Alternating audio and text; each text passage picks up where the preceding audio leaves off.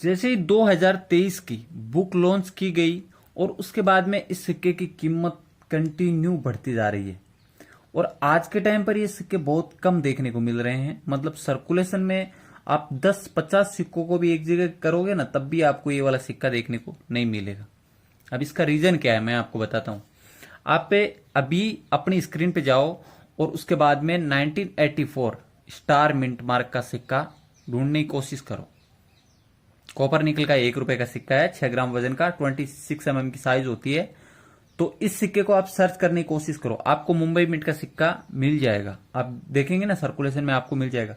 लेकिन ये जो स्टार मिंट मार्क का सिक्का है, हैदराबाद मिंट का सिक्का, ये नहीं मिलेगा आपको। अब इसका जो मोस्ट रीजन है ना, ये यही है कि 2023 में इस एक सिक्के की कीमत बताई गई है 500 रुपए। तो आप सोच सकते हैं, कोई 1 रुपए के बदले में 500 रुपए मिल रहे हैं, तो फिर कौन कलेक्शन नहीं करेगा। अब यहाँ पे बहुत सारे लोग नीचे कमेंट में मुझे ये भी लिख देंगे कि कौन खरीद रहा है।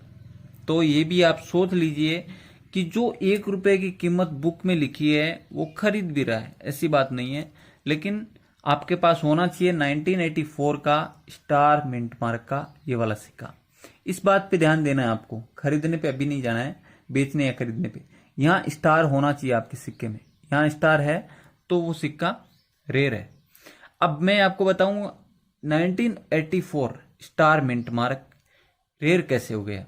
जैसे मुंबई मिंट, कोलकाता मिंट और नोएडा मिंट अलग अलग मिंटें हैं और सभी मिंटों में अलग अलग ईयर में सिक्के जारी भी किए जाते हैं। तो 1984 भी एक ऐसा ईयर है जिसमें हैदराबाद की मिंट से ये सिक्के कम मात्रा में जारी किए गए। अब आप सोच रहे होंगे कि 1000, 10,000, 20,000, नहीं, इतने कम भी नहीं है, लाखों की तादाद में जारी किए गए थे। लेकिन ये जो दूसरी मिंटों से इन सिक्कों को जारी किया गया, उसके मुकाबले हैदराबाद मिंट से इन सिक्कों को बहुत ही कम मात्रा में जारी किया गया। और यही एक वजह है कि हैदराबाद मिंट के सिक्कों का कलेक्शन हो गया है। और अभी मार्केट में इन सिक्कों को अगर हम लोग यूएनसी या फिर एक्स्ट्रा फाइन कंडीशन में ढूंढने के लिए जाएं, तो ढूंढना मतलब एक मुमकिन जैसा ही भी नहीं लगता है। इतनी आसानी से नहीं मिलते हैं सिक्के, इतने रेयर हो गए हैं। अभी मैंने कुछ दिन पहले 1984 का स्टार मिंट मार्क का हैदराबाद मिंट का सिक्का अपने कलेक्शन के लिए परचेज किया था दिल्ली एग्जीबिशन से।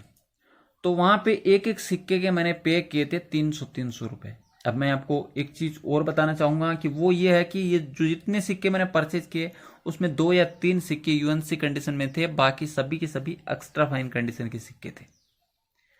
तो जो यूएनसी कंडीशन के सिक्के थे वही सिक्कों से मुझे उन सभी सिक्कों की वैल्यू वसूल करनी है, क्योंकि जो extra fine very fine condition में जो सिक्के होते हैं उनकी उतनी ज्यादा वैल्यू नहीं होती है जितनी हम लोग सोचते हैं। मतलब जिस तरह से हम लोगों को सर्कुलेशन से सिक्का मिलता है वो उतना रेयर नहीं होता है जितना आपको वीडियो में बताया जाता है। क्योंकि वीडियो में एक फ्रेश चीज की कीमत बताई जाती है, बुक में आपको एक फ्रेश चीज की डिटेल बताई जाती है और उसी की कीमत बताई जाती है। और यह है एक नुमाइस्मेटिक सोसाइटी। नुमाइस्मेटिक सोसाइटी में यही होता है कि कभी भी कोई भी एंटिक चीज खरीदना पसंद करता है। मतलब आपके पास कुछ एंटिक आइटम है तो वो बिकेगा।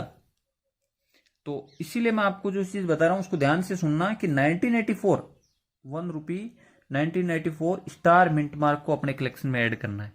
और इसको ऐड आपको घिसी पिटी कंडीशन में नहीं करना है। अगर मिल जाता है तो रख लेना है, सिक्के को फेंकना नहीं है, ऐसी बात नहीं है। अगर वो 100-200 में नहीं तो 50 में भी बिक सकता है, ऐसा भी है। इसके लिए कलेक्टिबल सिक्का है तो आपको इसको अपने कलेक्शन में जरूर ऐड करना है। 1984 ये हैदराबाद मिंट का। तो इस एक सिक्के के बदले में आपको 100 रुपए से लेकर 500 रुपए तक जो वैल्यू रखी गई है वो मिल सकती है। लेकिन जो सर्कुलेशन का है उससे 500 तो नहीं मिल सकता, लेकिन 100 से 300 का आप उस सिक्के को मान के चल सकते हैं। अब आप बोलेंगे कि इसको हम सेल कहाँ करेंगे, इसका भी जवाब देता हूं। देखो, आज इसका कलेक्शन करोगे और ले जाके एग्जीबिशन दोगे तो शायद कोई नहीं लेगा, लेकिन ये सिक्के कलेक्ट हो जाएंगे। जिस दिन किसी के पास नहीं रहेंगे, नए कलेक्टर आएंगे तो सिक्कों को तो ढूंढेंगे, उस दिन आपके सिक्के आसानी से बिक जाएंगे। क्योंकि हो सकता है उस टाइम पे इन सिक्कों की डिमांड बहुत ज्यादा हो जाए और फिर किसी को ढूंढने पे भी नहीं मिले। तो ऐसा सिक्का अपने कलेक्शन में ऐड करना जरूरी है। कलेक्शन से पर्पज से ही ये जानकारी आप लोग को दी गई है। अगर आप लोग कलेक्शन करते हैं तो ये सिक्का अपने कलेक्शन में जरूर ऐड कर लें। और अगर आपने अभी तक करेंसी बायर चैनल को सब्सक्राइब नहीं किया है तो इस चैनल को सब्सक्राइब कर लें। और वीडियो में दी गई जानकारी आपको समझ में आ गई, मतलब अगर आप कलेक्शन करते हैं तो इस वीडियो को एक लाइक जरूर कर दें।